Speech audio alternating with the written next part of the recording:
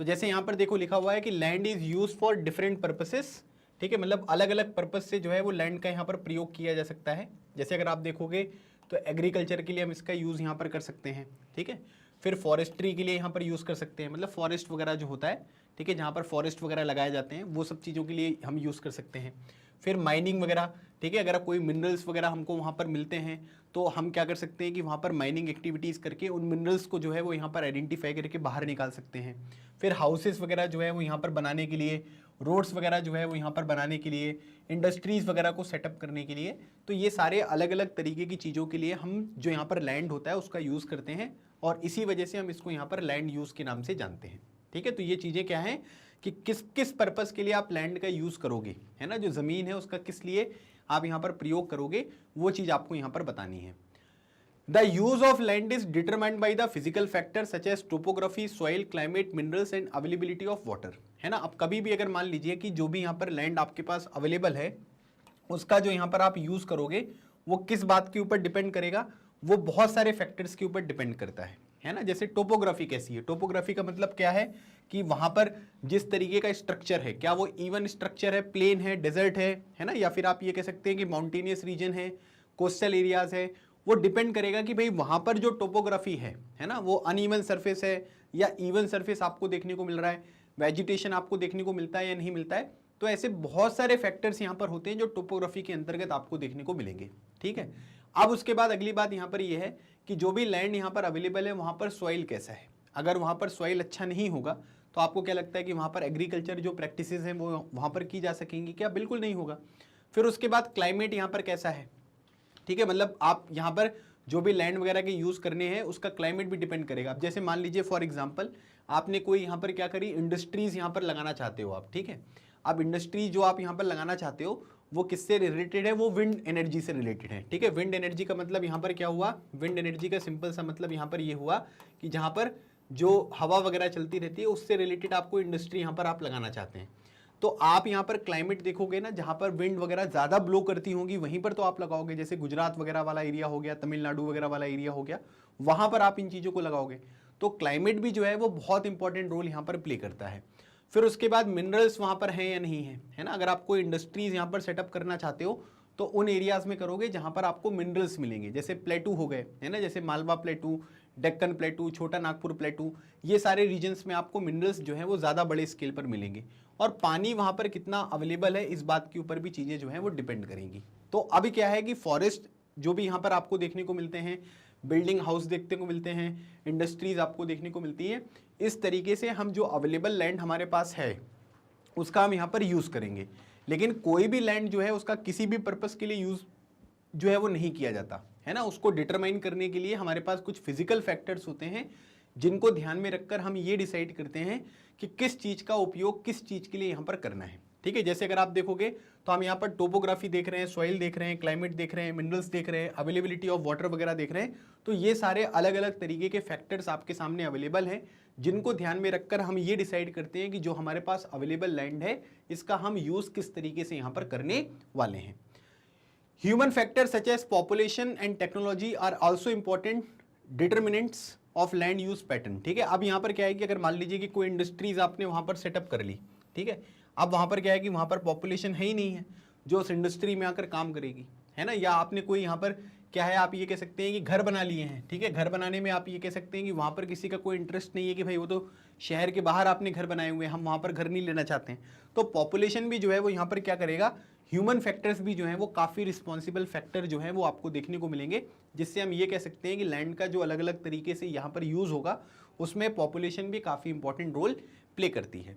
दूसरी बात, आपके पास अवेलेबल जो यहाँ पर टेक्नोलॉजी है वो यहाँ पर कौन सी है ना। अगर आपके पास टेक्नोलॉजी ऐसी है कि आप यहाँ पर माइनिंग एक्टिविटीज़ यहाँ पर कर सकते हो तभी तो आप उस पर्टिकुलर लैंड का यूज़ माइनिंग के लिए करोगे। अगर आपके पास टेक्नोलॉजी नहीं होगा तो फिर आप उसका उपयोग कैसे करने वाले हो, तो ये चीज़ भी हमको समझना पड़ेगा। तो कई सारे फिजिकल फैक्टर्स भी यहाँ पर होते हैं और ह्यूमन फैक्टर्स भी आपको देखने को मिलेंगे। तो अगर आपसे कोई पूछेगा कि भाई उन फिजिकल फैक्टर्स के बारे में बताइए जिनकी वजह से हम यहाँ पर लैंड का यूज़ किस तरीके से करना है उसको यहाँ पर डिटरमाइन करते हैं, तो उसमें आप टोपोग्राफी लिखोगे, सॉइल लिखोगे, क्लाइमेट लिखोगे, मिनरल्स लिखोगे, अवेलेबिलिटी ऑफ वाटर लिखोगे। फिर आपसे कोई पूछेगा ह्यूमन फैक्टर्स बताइए जिससे लैंड यूज हम यहाँ पर डिसाइड करते हैं कि लैंड का किस तरीके से यूज करना है। तो ह्यूमन फैक्टर्स में अगर हम देखेंगे तो यहाँ पर आपको पॉपुलेशन देखने को मिलेगा, यहाँ पर आपको टेक्नोलॉजी देखने को मिलेगा। ये जो अलग अलग तरीके के फैक्टर्स हैं इनका हम यहाँ पर यूज करते हैं और इनके बेसिस पे जो है वो हम चीज़ें ये डिसाइड करते हैं कि भाई जो अवेलेबल लैंड है उसका प्रयोग यहाँ पर जो है वो किस तरीके से होगा। तो ये चीज़ आपको यहाँ पर बताई गई है। ठीक है, चलिए आगे बढ़ते हैं। अच्छा, किसी भी तरीके का कोई डाउट अगर आपके मन में एकदम से आ जाता है और आपको लगता है कि ये बिल्कुल अच्छा डाउट है या किसी भी तरीके का डाउट है, तो कमेंट सेक्शन में आप ज़रूर मेंशन करिएगा। मैं आपके जो वीडियोस हैं जो मैं यहाँ पर आपको प्रोवाइड करता हूँ उसके पर्सनल जो है कमेंट्स, जितने भी पर्सनली कमेंट्स हैं वो मॉनिटर करता हूँ। तो डेफिनेटली जो भी यहाँ पर रीजनेबल क्वेश्चंस होंगे उनको मैं यहाँ पर आंसर ज़रूर करूँगा। ठीक है, चलिए अब उसके बाद अगर हम देखेंगे तो लैंड को हम यहाँ पर क्या कर सकते हैं कि ऑनरशिप के बेसिस पे जो है वो क्लासीफाइड कर सकते हैं, है ना। ऑनरशिप का मतलब यहाँ पर ये हुआ कि लैंड का मालिक कौन है। तो उसके बेसिस पे अगर हम देखेंगे तो हम क्या करेंगे, जो अलग अलग तरीके की लैंड्स यहाँ पर होती हैं उनको क्लासीफाई करते हैं। जैसे अगर आप देखोगे तो प्राइवेट लैंड हो गया या फिर कम्युनिटी लैंड हो गया। प्राइवेट लैंड मतलब यहाँ पर ये हुआ कि किसी एक इंडिविजुअल की प्रॉपर्टी है ना। अब जैसे मान लीजिए कि मेरी कोई ज़मीन है ना, तो अब यहाँ पर क्या होगा, ठीक है, अगर आप देखेंगे तो यहाँ पर क्या है कि वो पर्टिकुलर चीज़ जो है वो मेरी है, तो वो प्राइवेट लैंड यहाँ पर हो गया। कम्युनिटी लैंड का मतलब यहाँ पर ये हुआ कि ये पब्लिक लैंड है। ठीक है, पब्लिक मतलब सब लोगों की यहाँ पर ये ज़मीन आपको देखने को मिलेगी। तो यहाँ पर क्या है कि एक पर्टिकुलर कम्युनिटी को बिलोंग करने वाली लैंड जो है वो कम्युनिटी लैंड कहलाएगी। प्राइवेट लैंड का मतलब यहाँ पर ये हुआ कि वो प्राइवेट कोई ऑनरशिप यहाँ पर आपको देखने को मिल रहा है। So private land is owned by the individual where community land is owned by the community for common use like collection of fodder, fruits, nuts और मेडिसिनल हर्ब्स। ठीक है, तो सिंपल सी बात यहाँ पर यह है कि अगर आपसे कोई बोलेगा कि भाई डिफरेंस लिखो प्राइवेट लैंड में और जो आपका यहाँ पर कम्युनिटी लैंड होता है इनमें क्या डिफरेंस होता है, तो वो आपको मेंशन करना पड़ेगा। सो प्राइवेट लैंड जो है वो यहाँ पर किसके द्वारा ओन की जाती है, किसी भी इंडिविजुअल के द्वारा। ठीक है, लेकिन कम्युनिटी लैंड जो है वो यहाँ पर क्या होता है कि कम्युनिटी के द्वारा यहाँ पर जो है वो ओन करी जाती है, जिसमें कॉमन यूज़ होंगे जैसे कलेक्शन ऑफ फॉडर, है ना। फॉडर मतलब जो आप ये कहते हैं जो जानवरों वगैरह को चीज़ें यहाँ पर खिलाई जाती हैं उसके लिए यहाँ पर हो गया, फ्रूट्स के लिए, नट्स के लिए, है ना, मेडिसिनल जो यहाँ पर हर्ब्स वगैरह होते हैं, तो वहाँ पर वो कम्युनिटी आपको देखने को मिलेगी। तो उसके लिए, है ना, मतलब ऑनरशिप जो है वो पूरे के पूरे कम्युनिटी की है, जहाँ पर ये सब चीज़ें आपको अवेलेबल देखने को मिलती हैं। These community lands are also called common property resources. ठीक है, तो याद रखिएगा, आपसे एक नंबर में क्वेश्चन पूछा जा सकता है कि जो कम्युनिटी लैंड्स यहाँ पर होती हैं उनको हम किसी दूसरे नाम से भी जानते हैं, उसका नाम क्या है, तो उसका नाम है आपका कॉमन प्रॉपर्टी रिसोर्सेज। ठीक है, अच्छा, जैसे ये बाजार वगैरह होता है ना, ये सब क्या है, ये कम्युनिटी लैंड्स हैं, है ना। इसमें अलग अलग तरीके के लोग यहाँ पर आकर अपनी शॉप वगैरह लगाते हैं और उससे जो दूसरे यहाँ पर आपको आम नागरिक देखने को मिलते हैं उनको यहाँ पर इंडिविजुअली जो है वो अलग अलग तरीके से बेनिफिट यहाँ पर होता है। तो ये जो कम्युनिटी लैंड्स होती हैं इनको हम कॉमन प्रॉपर्टी रिसोर्सेज जो है उस नाम से भी यहाँ पर जानते हैं। ठीक है, तो ये पॉइंट भी आपको यहाँ पर ध्यान रखना है, ये भी काफ़ी इंपॉर्टेंट चीज़ है जो मैंने आपको बताई। तो दो तरीके की लैंड्स यहाँ पर हो गई, है ना। एक तो आपको यहाँ पर प्राइवेट लैंड देखने को मिल रहा है और दूसरा जो है वो आपको कम्युनिटी लैंड जो है वो यहाँ पर देखने को मिलता है। तो ये दोनों चीज़ें आपको एकदम क्रिस्टल क्लियर यहाँ पर होनी चाहिए कि क्या क्या होती हैं और इनका पर्पस जो है वो यहाँ पर आपको क्या देखने को मिलेगा। डिफरेंस जो है वो आपसे एक नंबर में, 2 नंबर में पूछ लेंगे आपसे। ठीक है भाई, अच्छा, ये चीज़ याद रखना है कि जो कम्युनिटी लैंड्स होती है इसको कॉमन प्रॉपर्टी जो रिसोर्सेज हैं वो भी हम यहाँ पर कहते हैं। अगली बात देखते हैं, people and their demands are ever growing but the availability of land is limited. आज के टाइम पीरियड पर मनुष्य जो है वो यहाँ पर ग्रीडी हो जा रहा है ना। हमें ये भी मिल जाए, हमें वो भी मिल जाए, हम ये भी करना चाहते हैं, हम वो भी करना चाहते हैं। तो जो यहाँ पर इंसान है ना उसकी जो डिमांड्स हैं, है ना, जो भी चीज़ें वो यहाँ पर चाहता है उसकी जो मांगे हैं वो यहाँ पर कम नहीं होने वाली हैं। पहले के टाइम पीरियड पर कुछ अलग तरीके की डिमांड्स थी, आज के टाइम पीरियड पर कुछ अलग तरीके की डिमांड्स हैं, आगे की जो जनरेशन्स यहाँ पर होंगी उनकी कुछ अलग तरीके की डिमांड्स होंगी। लेकिन ये जो डिमांड्स है ना वो लगातार आपको बढ़ती हुई ही यहाँ पर देखने को मिलेंगी। लेकिन जो ये लैंड है ना, वो तो लिमिटेड है ना, वो तो मैंने आपको बता ही दिया कि जितना लैंड यहाँ पर अवेलेबल है वो उतना ही लैंड अवेलेबल है। अब लैंड में तो यहाँ पर कोई चेंजेस जो हैं वो यहाँ पर किए नहीं जा सकते, है ना, वो तो जितनी पॉसिबिलिटी है उतना लैंड आपको प्रोवाइड किया गया है। The quality of land also differs from place to place, है ना। कहीं पर जो क्वालिटी है लैंड की बहुत अच्छी हो सकती है ना। कई जगह पर अगर आप देखेंगे तो वो एकदम बंजर भूमि है। बंजर भूमि मतलब बिल्कुल जिसकी फर्टिलिटी जो है वो बहुत जीरो हो चुकी है ना। बहुत खराब लैंड आपको देखने को मिलेगा। सो अगर आप देखेंगे तो यहाँ पर क्या होता है कि लैंड लिमिटेड है और लैंड की जो क्वालिटी है वो भी यहाँ पर क्या होती है, प्लेस टू प्लेस वो आपको यहाँ पर डिफर करती हुई देखने को मिलेगी। People started encroaching the common lands to the build up commercial areas, housing complexes in the urban areas and expand the agricultural land in the rural areas. तो अब यहाँ पर क्या हुआ है, इंक्रोचिंग का मतलब यहाँ पर ये होता है कि लोग क्या करते हैं कि लोग उस पर्टिकुलर चीज को जो है वो ऑक्यूपाई करना चाहते हैं, है ना। जैसे अभी तक यहाँ पर क्या है कि अभी जैसे मान लीजिए कि यहाँ तक है, ठीक है, ये हो गया। अब यहाँ पर ये चीजें आपको रोड वगैरह देखने को मिल रही है, तो लोग यहाँ पर क्या कर रहे हैं कि इस तरीके से जो है वो अपना एरिया यहाँ पर बढ़ाते हुए दिखाई दे रहे हैं। तो आपने ये जो पर्टिकुलर एरिया यहाँ पर ऑक्यूपाई किया है, ये क्या है, ये इंक्रोचमेंट है ना, कि मतलब आपने इन चीजों को यहाँ पर जो है वो हासिल करने की यहाँ पर कोशिश करी है, तो ये इंक्रोचमेंट आपको देखने को मिल रहा है। तो अब लोगों ने यहाँ पर क्या कर दिया है कि लोगों ने इंक्रोचमेंट जो है वो यहाँ पर स्टार्ट कर दिया है, started encroaching the common lands to build up commercial areas, है ना, जो कॉमन लैंड्स आपको देखने को मिलेंगी, है ना। जैसे जहां पर पहले क्या होता था कि सब लोग अपना सामान वगैरह बेचते थे, है ना, फ्रूट्स वगैरह मिलते थे, मेडिसिनल वगैरह जो आपको प्लांट्स वगैरह दिखते थे वो अवेलेबल यहाँ पर होती थी। अब उनको यहाँ पर इंक्रोच करने लग गए हैं और उसको यहाँ पर क्या करते हैं कि वो लोग कॉमर्शियल एरियाज वगैरह जो है उसको यहाँ पर डेवलप करने लग गए। Housing complexes in the urban areas, ठीक है, बड़ी बड़ी प्रॉपर्टीज वगैरह है लोग खरीदने यहाँ पर लग गए, उसको हाउसिंग कॉम्प्लेक्सेस वगैरह में यहाँ पर कन्वर्ट करने लग गए। And expand the agricultural land in the rural areas, ठीक है। तो अब क्या करते हैं कि लोग, अगर आप देखोगे तो उनके जो रूरल एरियाज में लैंड वगैरह यहाँ पर अवेलेबल होता है, ठीक है, उन सब चीज़ों को भी यहाँ पर वो इंक्रोच करने लग गए ताकि ओवरऑल जो एरिया है वो यहाँ पर बढ़ने लगे। अब जो लैंड है वो तो लिमिटेड है ना, आप कहीं से नया लैंड जो है वो यहाँ पर पैदा नहीं किया जा सकता, लेकिन जो चीज़ें अलग से पहले से यहाँ पर अवेलेबल थी, अब हम क्या कर रहे हैं कि उन चीज़ों को अपने पास यहाँ पर लाने की कोशिश कर रहे हैं, है ना। अपनी अलग अलग तरीके की जो विशेष हैं उनको फुलफिल करना चाहते हैं। कोई कॉमर्शियल एरिया यहाँ पर खोलना चाहता है, कोई हाउसिंग कॉम्प्लेक्स बनाना चाहता है, कोई अपना जो एग्रीकल्चरल लैंड है उसको बढ़ाना चाहता है ताकि ओवरऑल जो प्रोडक्शन है वो यहाँ पर बढ़े।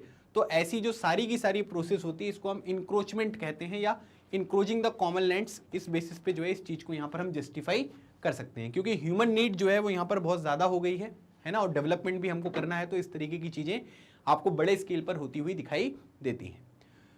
Today the vast changes in the land use pattern also reflect the cultural changes in our society, है ना। आज के टाइम पीरियड पर लैंड का जिस तरीके से यहाँ पर यूज किया जाता है ना, मतलब जैसे पहले हम लैंड को यूज करते थे और आज के टाइम पीरियड पर जो पैटर्न्स हमने यहाँ पर चेंज किए हैं, है ना, उसमें हमको एक बात ये समझ में आता है कि जिस तरीके से लैंड यूज पैटर्न आपको यहाँ पर चेंज होता हुआ दिखाई दे रहा है, उससे यहाँ पर कल्चरल चेंजेस जो है वो हमारी सोसाइटी में कैसे हुए वो चीज़ें यहाँ पर रिफ्लेक्ट होती हुई दिखाई दे रही हैं, है ना। जैसे अगर आप यहाँ पर देखेंगे तो आप ये फोटो देखिए, है ना, इस फोटो में आपको मेंशन किया गया है कि पहले अगर आप देखोगे तो इस तरीके से ये लैंड था, है ना, एग्रीकल्चर भी यहाँ पर हो रहा है, बीच में आसपास आपको घर देखने को मिल रहे हैं।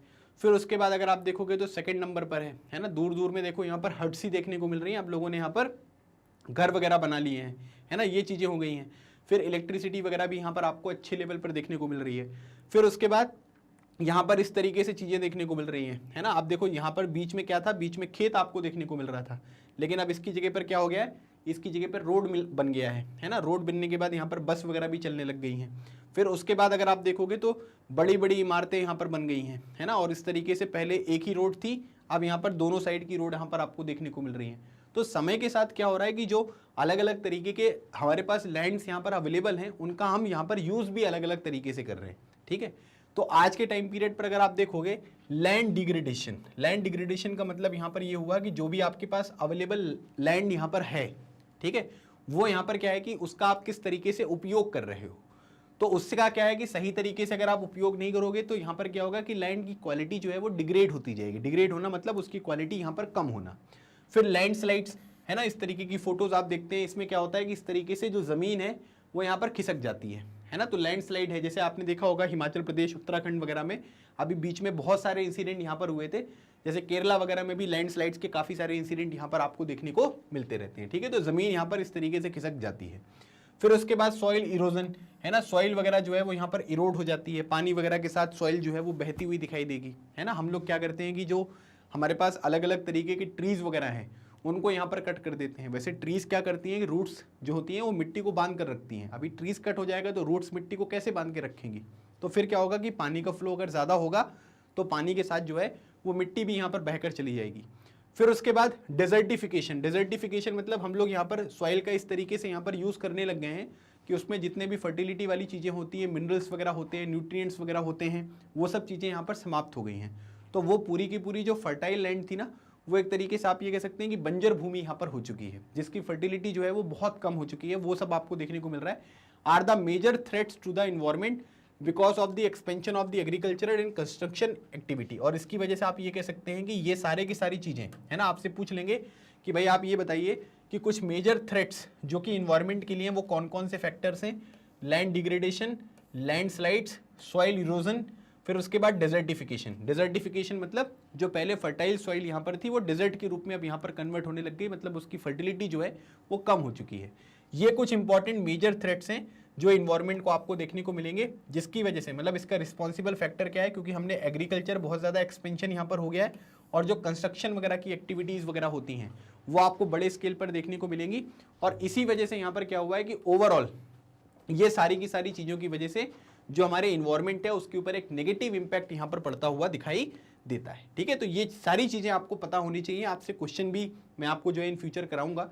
अभी तो केवल चैप्टर का रिवीजन मैं आपको करा रहा हूँ कि चैप्टर में क्या क्या चीज़ें मेंशन करी गई हैं। आगे मैं यहाँ पर क्या करूँगा, जब क्वेश्चंस आपको कराऊंगा ना तब मैं आपको बताऊंगा कि इस तरीके के चैप्टर में कैसे कैसे क्वेश्चन जो हैं वो आपसे पूछे